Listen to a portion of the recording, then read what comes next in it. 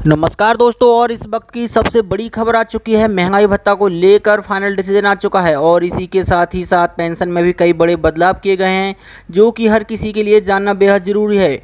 महंगाई भत्ता और पेंशन को लेकर बहुत ही बड़ी खबर है, जो कि सभी केंद्रीय कर्मचारी और राज्य कर्मचारी और पेंशनरों को जानना बहुत ही ज़रूरी है। इससे पहले मैं आपको बता दूं, अगर आपने हमारे चैनल को सब्सक्राइब नहीं किया है तो चैनल को सब्सक्राइब कर लें और इस वीडियो को लाइक शेयर ज़रूर करें। सरकारी कर्मचारियों पर बड़ी खबर है। महंगाई भत्ते के भुगतान पर सरकार का ये है फैसला। जी हां, सरकार ने बड़ा ऐलान किया है। केंद्रीय कर्मचारियों के लिए यह एक ज़रूरी खबर है। हर कर्मचारी को इस खबर को ध्यान से देखना की ज़रूरत है, क्योंकि यह महंगाई भत्ते डीए से जुड़ी खबर है। दरअसल सोशल मीडिया पर एक खबर वायरल हो रही है। इस वायरल खबर में कहा जा रहा है कि केंद्रीय कर्मचारियों के डीए में कटौती किए जाने की घोषणा केंद्र सरकार ने वापस ले ली है। इसका मतलब है कि कर्मचारियों को डीए का लाभ मिलने वाला है। इस वायरल मैसेज में यह दावा किया गया है कि 1 जनवरी 2020 से यह महंगाई भत्ता लागू करके इसका भुगतान किया जाएगा। इस सूचना को सच साबित करने के लिए केंद्रीय वित्त मंत्री निर्मला सीतारमण का पत्र भी अटैच करके दर्शाया गया है। इस खबर के कई कर्मचारियों के मन में डीए की आस फिर से जग गई है, लेकिन हम आपको आज इसकी सच्चाई बताते हैं। दरअसल यह एक फेक न्यूज़ है, फर्जी मैसेज है। सरकार की तरफ से इसका सिरे से खंडन कर रखा है और साफ कर दिया गया है कि ऐसा कोई भी आदेश सरकार द्वारा जारी नहीं किया गया है। इस प्रेस कॉन्फ्रेंस ब्यूरो पीआईबी की फैक्ट चेक विंग ने इस खबर को झूठा बताया है और इसे खारिज कर दिया है। सरकार ने इस अफवाह को निराधार बताते हुए सच्चाई सामने लाई है। इसमें कहा गया है कि फिनमिन इंडिया को लिखे गए एक अनुरोध पत्र पर अलग से हेडलाइन जोड़कर यह दावा किया जा रहा है कि केंद्र सरकार ने डीए कटौती की घोषणा वापस ले ली है।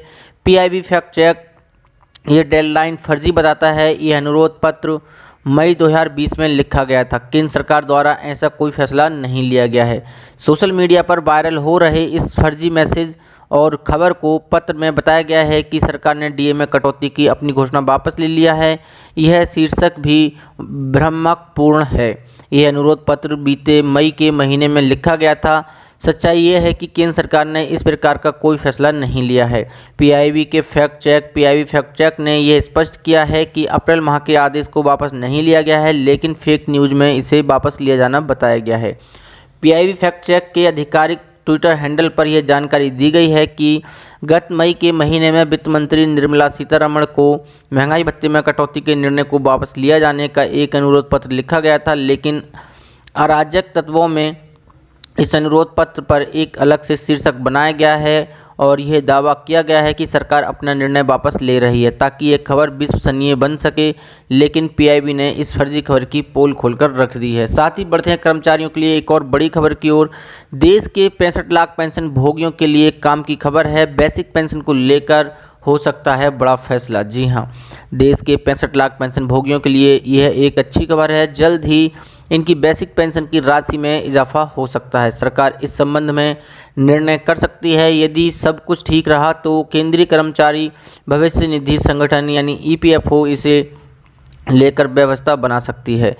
असल में भाजपा ने श्रम मंत्रालय को इस आशय का प्रस्ताव भेजा है। इसमें कर्मचारी पेंशन योजना ईपीएस में मासिक पेंशन राशि बढ़ाने और अन्य सुविधाओं का लाभ 65 लाख से अधिक पेंशन धारकों को दिलाए जाने की मांग की गई है।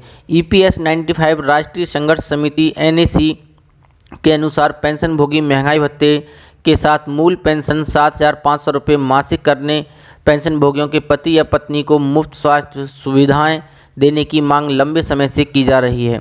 ईपीएस 95 एनएसी के अध्यक्ष कमांडर अशोक राउत का कहना है कि 30 वर्ष तक काम करने और पेंशन फंड में योगदान करने के बाद भी कर्मचारियों को मासिक पेंशन के तौर पर केवल 2500 रुपये ही मिल रहे हैं। आपको बता दें कि ईपीएस 95 एक प्रकार की कर्मचारी भविष्य निधि संगठन ईपीएस की कर्मचारी पेंशन योजना का नाम है। ईपीएस कर्मचारी पेंशन योजना 95 के दायरे में आने वाले कर्मचारियों के मूल वेतन, बेसिक और महंगाई भत्ता का 12% अंश भविष्य निधि में जमा कराया जाता है। दूसरी तरफ कंपनी नियोक्ता से भी 12% का अंशदान लेकर 8.33 प्रतिशत ईपीएस में जमा कराया जाता है। मथुरा की सांसद हेमा मालिनी ने हाल ही में एक पत्र श्रम मंत्री संतोष कुमार गंगवार को लिखकर बुजुर्ग पेंशनरों की मांग पर ध्यान देने की अपील की है। साथ ही बढ़ते हैं कर्मचारियों के लिए एक और बड़ी खबर की ओर। कर्मचारियों को जल्द मिल सकती हैं ये बड़ी सौगात। जी हां, Maharashtra state college universities employees action committee ने गुरुवार 24 सितंबर से शुरू हुई अपनी हड़ताल को बंद कर दिया है। गैर कृषि विश्वविद्यालयों के 8 गैर शिक्षण कर्मचारी का नेतृत्व करने वाली इस कमेटी ने सरकार के साथ बातचीत के बाद ये फैसला लिया है। कमेटी ने एक बयान जारी कर यह जानकारी दी है। यह कमेटी कर्मचारी गैर कृषि विश्वविद्यालयों के गैर शिक्षण कर्मचारियों के लिए 7वें वेतन आयोग की सिफारिशों को लागू नहीं करने का विरोध कर रही है। अन्य मांगों में समयबद्ध पदोन्नति योजना, 5 दिवसीय कार्य सप्ताह, सेवानिवृत्ति कर्मचारियों की पेंशन और भर्ती प्रणाली में बदलाव शामिल है। कमेटी द्वारा गुरुवार को जारी एक बयान में कहा गया है कि कमेटी के सदस्य और राज्य के उच्च और तकनीकी शिक्षा मंत्री उदय सामंत के बीच टेलीफोन पर बात हुई। यह तय किया गया कि पहली कुछ मांगें तुरंत पूरी होंगी। इसे देखते हुए और मंत्री की अपील के अनुसार विरोध वापस लिया जा रहा है। हालांकि अगर मांगें नहीं मानी जाती हैं तो समिति 19 अक्टूबर से अपनी हड़ताल फिर से शुरू करेगी।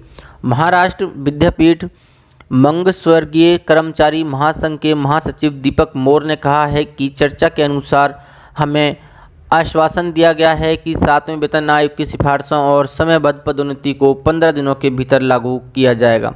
बता दें कि गैर शिक्षण अधिकारियों और कर्मचारियों के विरोध के कारण नागपुर, नांदेड़, औरंगाबाद, अमरावती और जलगांव में 5 राज्य विश्वविद्यालयों ने अंतिम वर्ष की परीक्षाओं को स्थगित करने की घोषणा की है। ऐसे में सरकार के आश्वासन के बाद छात्रों को राहत मिलेगी। साथ ही बढ़ते हैं कर्मचारियों की एक और बड़ी खबर की ओर। पुरानी पेंशन बहाली के लिए उच्च स्तरीय कमेटी का किया जाए गठन। जी हां, बिलासपुर में गांधी जयंती के अवसर पर एनपीएस कर्मचारी संघ ने प्रदेश व्यापी आह्वान पर संकल्प रैली निकाली। इस अवसर पर संघ के जिला प्रधान राजेंद्र वर्धन ने कहा कि 15 मई 2003 के बाद हिमाचल प्रदेश के सभी कर्मचारी नई पेंशन योजना के अंतर्गत आते हैं। इसमें बहुत सी खामियां हैं। केंद्र सरकार ने भी इन खामियों को मानते हुए 2009 से कर्मचारियों के हित में केंद्रीय कर्मियों के दिव्यांग और दिवंगत होने पर उनके परिवार को पारिवारिक पेंशन प्रदान कर दी है। केंद्रीय अधिसूचना जारी होने के बाद अन्य राज्यों ने भी ये अधिसूचना राज्य के कर्मचारियों के लिए जारी कर दी है। उन्होंने कहा कि पंजाब सरकार ने जब से नई पेंशन प्रणाली आरंभ की है तब से अपने कर्मचारियों को डीसीआरजी की भी सुविधा प्रदान कर दी है, जिसकी घोषणा हिमाचल प्रदेश सरकार ने अपने बजट स्तर 2020 में की थी, जो कि अभी तक पात्र सेवानिवृत्ति कर्मचारियों को नहीं मिली है।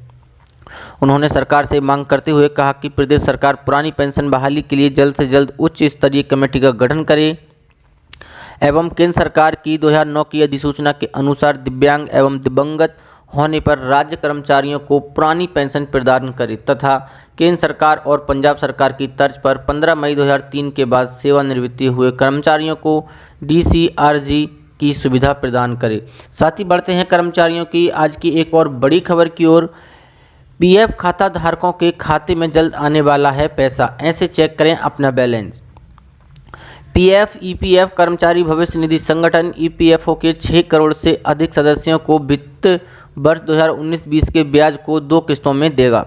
ईपीएफओ को 8.50% की दर से पीएफ पर ब्याज देना है और वह पहली किस्त के तहत 8.15% का ब्याज देगा। दिसंबर तक 0.35% का भुगतान करेगा। ऐसे में ब्याज की पहली किस्त जल्द ही आपके खाते में ट्रांसफ़र हो जाएगी। आइए बताते हैं कैसे आप ऑनलाइन पासबुक चेक कर सकते हैं कि आप पीएफ का ब्याज आपके खाते में आया है या नहीं।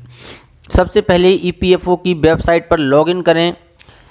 epfindia.gov.in पर ई पासबुक पर क्लिक करें। ई पासबुक पर क्लिक करने पर एक नए पेज पासबुक epfindia.gov.in पर आ जाएगा। यहाँ आपको अपना user name, UAN number, password और कैप्चा भरना होगा। सभी डिटेल भरने के बाद एक नए पेज पर आ जाएंगे और यहाँ मेंबर आईडी का चुनाव करना होगा। यहाँ ई पासबुक पर अपना ईपीएफ बैलेंस मिल जाएगा। इसके बाद ईपीएफओ के संदेश के जरिए ईपीएफ की डिटेल मिल जाएगी। यहाँ भी आपका यूएएन, पैन और आधार लिंक होना जरूरी है। EPFO universal account number UAN की सर्विस देता है, जिसके जरिए खाता धारक अपने पीएफ अकाउंट बैलेंस देख सकते हैं। ये नंबर बैंक अकाउंट की तरह ही होता है। अगर आपका यूएएन नंबर ईपीएफओ के पास रजिस्टर्ड है तो आपके पीएफ बैलेंस की जानकारी मैसेज के जरिए मिल जाएगी। इसके लिए आपको 7738299899 पर EPFOHO space UAN space ENG लिखकर भेजना होगा। आपके पीएफ की जानकारी मैसेज के जरिए मिल जाएगी। अगर आपको हिंदी भाषा में जानकारी चाहिए तो EPFOHO space UAN space HIN लिखकर भेजना होगा।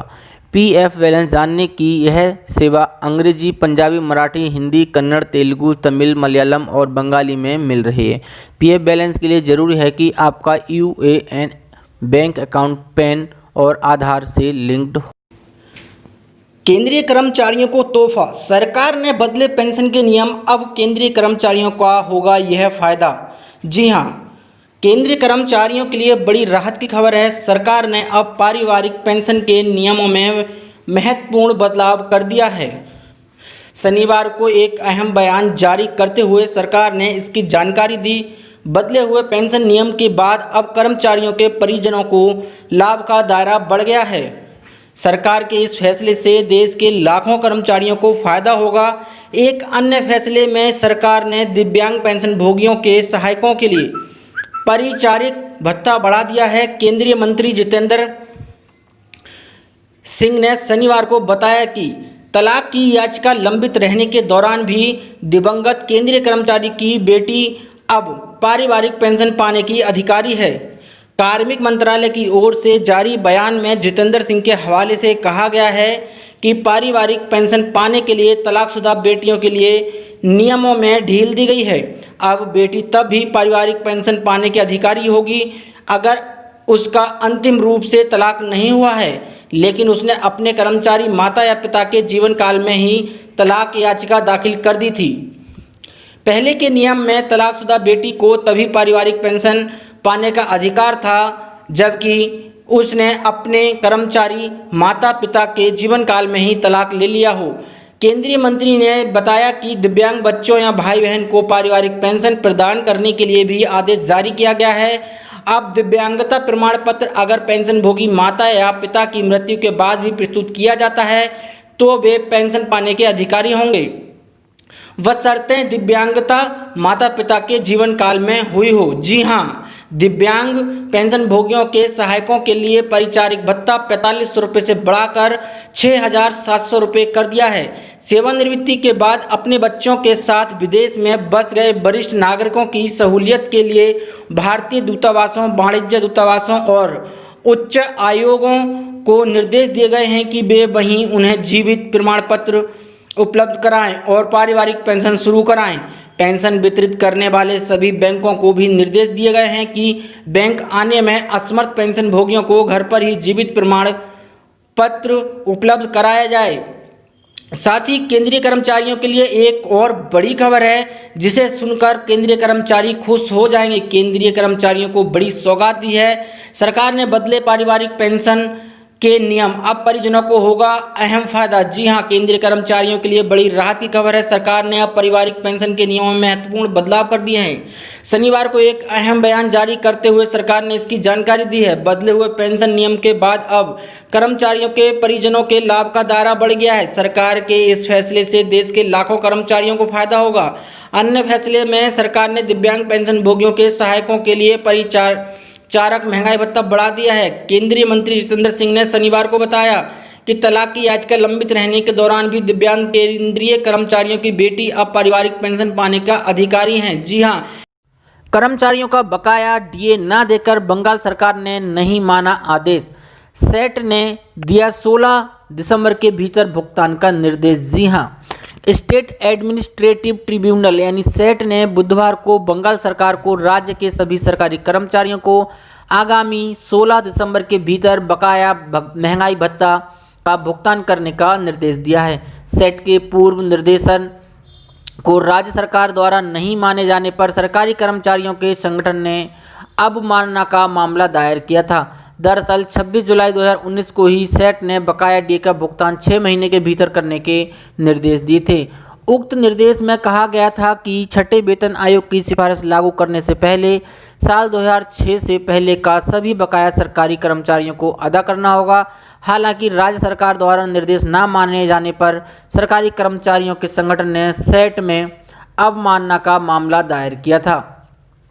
वहीं राज्य सरकार की ओर से भी फिर से सेट में रिव्यू पिटीशन दायर किया गया। गत 3 मार्च को यह याचिका पर सुनवाई पूरी हुई थी। गत 8 जुलाई को सेट ने राज्य सरकार की याचिका को खारिज कर स्पष्ट किया कि कर्मचारियों का बकाया चुकाना ही होगा।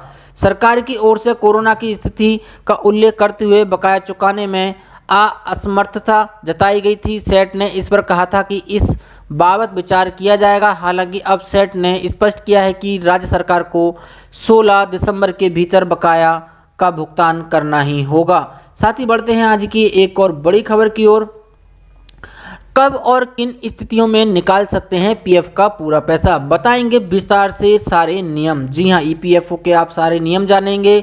अगर आप भी कर्मचारी भविष्य निधि यानी ईपीएफ या प्रोविडेंट फंड पीएफ में से एडवांस पूरा या थोड़ा पैसा निकालना चाहते हैं, लेकिन क्या आपको पता है कि किन किन परिस्थितियों में पीएफ में से कितना पैसा निकाला जा सकता है। कोरोना काल में भी काफ़ी कर्मचारी मेडिकल खर्चों के लिए पीएफ से पैसा निकाल रहे हैं। आप भी मेडिकल फैमिली इमरजेंसी में पीएफ का पूरा पैसा निकाल सकते हैं। ये पैसा आप ऑनलाइन अप्लाई करके निकाल सकते हैं। आइए जानते हैं किन हालातों में पैसा निकाल सकते हैं। अपने पीएफ में से आप कितना पैसा निकाल सकते हैं, यह आपके पीएफ अकाउंट के बैलेंस पर भी निर्भर करता है। अपनी संतान, भाई या बहन या स्वयं की शादी के लिए पीएफ का पैसा निकाल रहे हैं तो पीएफ बैलेंस का 50% निकाल सकते हैं, लेकिन इसके लिए आपकी नौकरी के 7 साल पूरे होने चाहिए। स्वयं या अपने बच्चे की शादी के लिए अपनी हिस्सेदारी का 50% हिस्सा 3 बार में निकाल सकते हैं। अपना घर खरीदने के लिए भी आप पीएफ का पैसा निकाल सकते हैं। इसके लिए आपकी नौकरी के 5 साल पूरे होने जरूरी हैं। अगर स्वयं, पत्नी, बच्चों या फिर पेरेंट्स के इलाज के लिए पैसा निकालना चाहते हैं तो आप अपनी सैलरी का 6 गुना या फिर पूरा पीएफ का पूरा पैसा, जो भी कम हो उतना बैलेंस निकाल सकते हैं। बीमारी की स्थिति में भी आप पूरा पैसा निकाल सकते हैं। इसके लिए आपको अस्पताल के पेपर्स लगाने होंगे। अब पीएफ से पैसा निकालने के लिए दफ्तरों के चक्कर नहीं लगाने होंगे। आपका पीएफ का पैसा आवेदन करने के बाद अकाउंट में सीधे करीब 5 से 10 दिन में आ जाएगा। साथ ही बढ़ते हैं एक और बड़ी खबर की ओर। राज्य में उठी आंगनबाड़ी और आशा कर्मियों का मानदेय बढ़ाने की मांग। जी हां, राज्यसभा में बीजू जनता दल के एक सदस्य ने आंगनबाड़ी और आशा कर्मियों के मानदेय में वृद्धि करने की मांग करते हुए बुधवार को कहा कि इन्होंने कोविड-19 महामारी के दौरान भी निरंतर कार्य किया है। बीजेपी के सुभाष चंद्र सिंह ने शून्यकाल में यह मुद्दा उठाते हुए कहा कि कोरोना वायरस महामारी के दौरान लगातार सुरक्षित दूरी बनाने के, हाथ धोते रहने और मास्क पहनने का परामर्श दिया जा रहा है। इस दौरान आंगनबाड़ी और आशा कर्मियों ने अपनी जान की परवाह किए बिना लगातार काम किया है। सिंह ने कहा है, यह विडंबना ही है कि संकट के समय भी आर्थिक परिश्रम करने वाली आंगनबाड़ी कर्मियों का मात्र 4500 रुपये और आशा कर्मियों को केवल 2500 रुपये का मानदेय मिलता है, जो महंगाई और उनकी सेवाओं को देखते हुए बहुत ही कम है। बीजेपी सदस्य ने कहा कि ओडिशा में राज्य सरकार ने इन कर्मियों को कुछ राहत दी है, लेकिन यह राहत पर्याप्त नहीं कही जा सकती है। उन्होंने सरकार से मांग की है कि आंगनबाड़ी कर्मियों का मानदेय बढ़ाकर 15,000 रुपये और आशा कर्मियों का मानदेय बढ़ाकर 10,000 रुपये किया जाए। उन्होंने कहा केंद्र सरकार को आंगनबाड़ी कर्मियों और आशा कर्मियों के लिए एक विशेष पैकेज की घोषणा भी करनी चाहिए। उल्लेखनीय है कि ज़्यादातर विपक्षी दलों के सदस्य सदन में मौजूद नहीं थे। सदन में रविवार को हुए हंगामे को लेकर 8 विपक्षी सदस्यों को निलंबन के विरोध में विपक्ष के कई दलों के सदस्य सदन की कार्यवाही का बहिष्कार कर रहे हैं। शून्यकाल में ही असम गण परिषद के वीरेंद्र प्रसाद वैश्य ने भारत म्यांमार थाईलैंड त्रिपक्षीय अंतर्राष्ट्रीय राजमार्ग परियोजना का मुद्दा भी उठाया। साथ ही बढ़ते हैं आज की एक और बड़ी खबर की ओर। रिटायरमेंट के दिन से शुरू हो जाएगी पेंशन। जी हां, और इस साल में अब तक केंद्रीय कर्मचारियों के लिए सरकार ले चुकी है ये बड़े फैसले। केंद्रीय कर्मचारियों और पेंशनर्स को लेकर मोदी सरकार ने इस साल में अब तक कई बड़े फैसले लिए हैं। कोरोना काल में कुछ फैसले ऐसे थे जिनका असर फिलहाल कर्मचारियों की जेब पर पड़ रहा है, तो कई सहूलियतें भी दी गई हैं। इसके अलावा पेंशनर्स को भी सरकार ने राहत दी है। वहीं रिटायरमेंट को लेकर काफ़ी समय से जारी असमंजस की स्थिति को लेकर भी सरकार ने स्पष्टीकरण दिया है। सबसे पहले बात करें महंगाई भत्ते को लेकर, तो केंद्र सरकार ने अप्रैल में तय किया था कि कर्मचारियों का जनवरी 2020 से जून 2021 तक महंगाई भत्ता नहीं बढ़ेगा। कोरोना महामारी से जारी लड़ाई के बीच कर्मचारियों के अलावा पेंशनर्स भी यह फैसला लागू किया गया है। हालांकि सरकार ने यह भी स्पष्ट किया है कि बाद में यह व्यवस्था बहाल कर दी जाएगी। सरकार के इस फैसले का सीधा असर सैलरी और पेंशन पर पड़ रहा है। वहीं लॉकडाउन में सोशल डिस्टेंसिंग का पालन करने के लिए तमाम विभागों में रोस्टर नए सिरे से लागू किए गए हैं। इसके कई कर्मचारियों को हफ्ते में 2 या 3 दिन ही ऑफिस जाना पड़ रहा था, लेकिन फिलहाल ये व्यवस्था लगभग खत्म कर दी गई है। सरकार ने तय किया है कि कर्मचारियों को रात में ड्यूटी करने पर अलग से अलाउंस दिया जाएगा। पहले ये अलाउंस ग्रेड पे के आधार पर दिया जाता था, लेकिन सरकार ने इस पर रोक लगा दी है। इसके अलावा कोरोना काल के दौरान रिटायर होने वाले कर्मचारियों को पेंशन पेमेंट ऑर्डर आने तक प्रोविजनल पेंशन दिए जाने का भी फैसला लिया गया है। वहीं कोरोना संकट के बीच मोदी सरकार ने शुक्रवार को केंद्रीय कर्मचारियों के लिए central government employ group insurance scheme की बेनिफिट टेबल जारी कर दी है। सेवानिवृत्ति तक केंद्र सरकार का एक कर्मचारी केंद्र सरकार के कर्मचारी समूह बीमा योजना में योगदान देता रहता है। CGEGIS 1980 योजना बीमा कवरेज के साथ आती है और कर्मचारी के लिए बचत कोष के रूप में भी काम करती है। केंद्रीय कर्मचारियों को रिटायरमेंट को लेकर मोदी सरकार ने हाल में कुछ बातों पर जारी असमंजस की स्थिति को साफ किया है। सरकार ने साफ किया है कि सरकार 50 से 55 साल की उम्र या फिर नौकरी में 30 वर्ष पूरा कर लेने वाले कर्मचारियों को रिटायर कर सकती है। सरकार के पास जनहित में ऐसा करने का अधिकार है। सरकार ने साफ शब्दों में कहा है कि सरकार चाहे तो कर्मचारियों को समय से पहले भी रिटायर कर सकती है।